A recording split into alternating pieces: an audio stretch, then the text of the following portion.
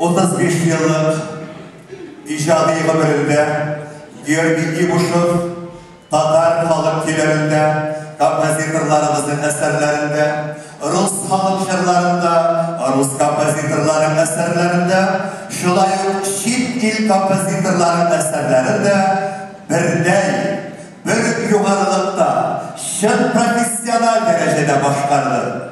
Bugünkü icad gişesinde biz onun Meksika kompozitoru Manuel Maria Pans'ın şirini tırlap ettik. Yıldız. Sahnede Georgiy Ibuşev.